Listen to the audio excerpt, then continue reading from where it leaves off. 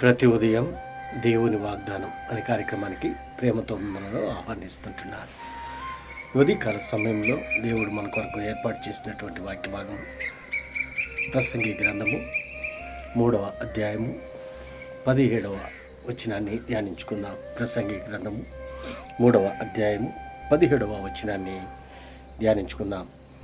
నీతిమంతులకును దుర్మార్గులకును దేవుడే తీర్పు తీర్చుననియు నా హృదయములో నేను అనుకుంటుని. క్రీస్తునందు ప్రియమైన దేవుని బిడ్డలారా, ఈ యొక్క చదవబడినటువంటి వాక్య భాగంలో పరిశుద్ధాత్మ దేవుడు మనకిస్తున్నటువంటి వాగ్దానము, నీతిమంతులకును దుర్మార్గులకును దేవుడే తీర్పు తీర్చుననియు నా హృదయంలో నేను అనుకుంటుని. ఈ యొక్క వాగ్దానాన్ని మనకును, మన కుటుంబాలకును, మన వ్యక్తిగత జీవితాలకును దేవుడు ఆశీర్వాదకరంగా మార్చిన కాక. మరి ఈ యొక్క మాటల యొక్క అంతరార్థాన్ని, ఆత్మీయ సత్యాలను మనం గ్రహించినట్లయితే, దావీదు కుమారుడును యెరూషలేములో రాజైనటువంటి సొలొమోను మహారాజు ఈ యొక్క మాటలను మాట్లాడుతూ ఉంటున్నాడు. ఆయనకి ప్రసంగి అని కూడా బిరుదు కలదు. మరి ఈ యొక్క ప్రసంగి గ్రంథంలో సమస్తము వ్యర్థము అనేటువంటి దానిపైన ప్రాముఖ్యంగా ఆధారపడి ఉంటున్నది. సమస్తము వ్యర్థమే, ఈ లోకంలో ఉన్నదంతా కూడా వ్యర్థమే.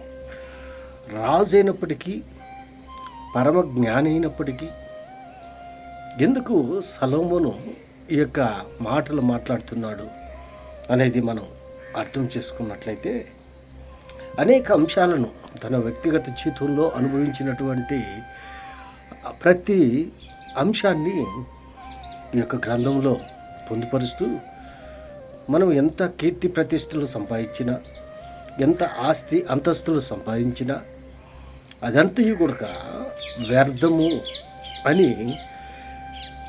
మరి సొలొమోను వ్యక్తపరుస్తుంటున్నాడు. భౌతిక సంబంధమైనటువంటి ప్రతిదిను అనవసరము, వ్యర్థము అని సొలొమోను యొక్క ఉద్దేశం. ఆత్మ సంబంధమైనటువంటి వాటిని సంపాదించుకోవాలి అనగా పరలోక సంబంధమైనటువంటి దీవెనలు, పరలోక సంబంధమైనటువంటి ఆశీర్వాదాలను సంపాదించుకోవాలా అని సొలొమోను యొక్క ఉద్దేశంగా ఉంటున్నది. అంత మాత్రమే కాదు, కానీ మరి తీర్పు, జడ్జ్మెంట్ అనేది చాలా ప్రాముఖ్యమైనది. ఈ ఉదయకాల సమయంలో దేవుడు మనకిస్తున్నటువంటి ఈ యొక్క వాగ్దానం అనగా నీతిమంతులకును మరియు దుర్మార్గులకు దేవుడే తీర్పు తీస్తాడు. మనము కొన్ని సందర్భాల్లో ఈజీగా జడ్జిమెంట్ చేసేస్తాం, అది మంచివారు కానీ చెడ్డవారు కానీ ప్రతి ఒక్కరికి జడ్జిమెంట్, తీర్పు ఇచ్చేది దేవుడుగా ఉంటున్నాడు.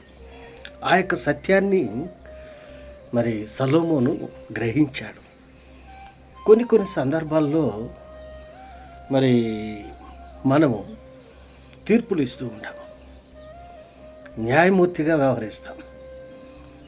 మరి నేను చెప్పిందే కరెక్ట్, ఇదే వాస్తవం అని ఒక స్టేట్మెంట్ను మనం ఇస్తూ ఉంటాం. కానీ మనకు తీర్పు తీర్చేటువంటి వాడు పరమ ప్రభువుగా ఉంటున్నాడు. అందుకే సొలొమోను అంటున్నాడు, నీతిమంతులకును దుర్మార్గులకును దేవుడే తీర్పు తీర్చునని అనుకుంటూ ఉన్నాడు, తన హృదయంలో అనుకుంటూ ఉన్నాడు.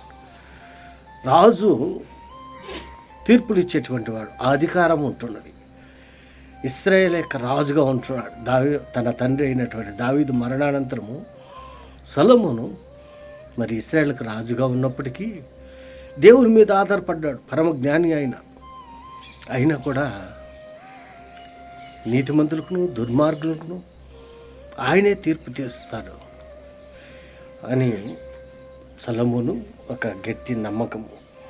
క్రీస్తునందు ప్రియమైన దేవుని బిడ్డారా, దేవుని యొక్క తీర్పుకు లోబడవలసిన వారుగా మనం ఉంటున్నాము. ఆయన మంచివారికేమి చెడ్డవారికేమి ప్రతి ఒక్కరికి మరి న్యాయం తీర్చేటువంటి దేవుడు, ఆయన న్యాయాధిపతిగా ఉంటున్నాడు. ఈ యొక్క వాగ్దానాన్ని మన జీవితాలకు అన్వయించుకొని ఈ వాగ్దానం ప్రకారం నీవు నేను జీవించాలని ఈ కొద్ది మాటల ద్వారా నేనే హెచ్చరిక చేస్తున్నాను. దేవుడి యొక్క మాటలు మరెక్కువగా మీకును మీ కుటుంబాలకు ఆశీర్వాదకరంగా మార్చునుగాక. ఆమేన్.